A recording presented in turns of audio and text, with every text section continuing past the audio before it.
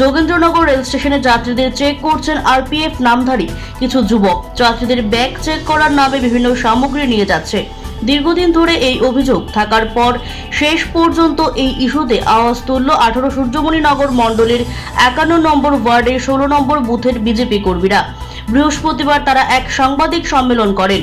বেশ কয়েক বছর ধরে আগরতলার যোগেন্দ্রনগর রেল স্টেশনে যাত্রীদের চেক করছেন আরপিএফ নামধারী কিছু যুবক। এরা বিভিন্ন সময়ে যাত্রীদের বিভিন্ন সামগ্রী নিয়ে যাচ্ছে। তাছাড়া এই রেল স্টেশন দিয়ে পাচার হচ্ছে গাঁজা সহ বিভিন্ন নেশা সামগ্রী।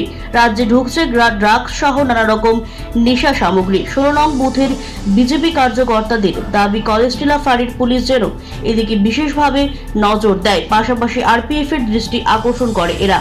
আরপিএফ এর তরফে যেন কর্মী দেওয়া হয়, অন্যথায় স্টেশনে বন্ধ করা হোক। শাসক দলীয় কর্মীরা সোচ্চার হওয়ার পর আরপিএফ কিংবা পুলিশ কি পদক্ষেপ নেয় সেটাই এখন দেখার। স্টেশনের মধ্যে আজকে দীর্ঘদিন যাবৎ বিভিন্ন নেশা সামগ্রী থেকে পাচার থেকে শুরু করে এখানে সাধারণ যাত্রীদের মধ্যে বিশাল একটা দুর্ভোগ দেখা যাচ্ছে।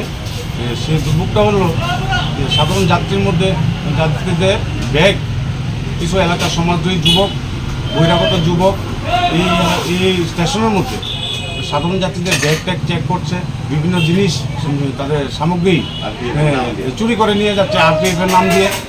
দীর্ঘদিন ধরে চলছে। তো আমরা যেহেতু এখানে আমাদের দলীয় কার্যকলাপ, আমাদের এখানে আমরা যখন বসি তখন সাধারণ যাত্রীরা এসে তারা আমাদের কাছে অভিযোগ করে যে তাদেরকে বিভিন্নভাবে তারা হেস্তনেস্ত করছে এই এলাকার এবং বহিরাগত কিছু যুবক তাদের অসামাজিক কার্যকলাপে তারা অধিষ্ঠিত হয়ে আমাদের এখানে তারা এসে জানায় যে আমরা অবিলম্বে যাতে তাদের কোনো পদক্ষেপ নেই।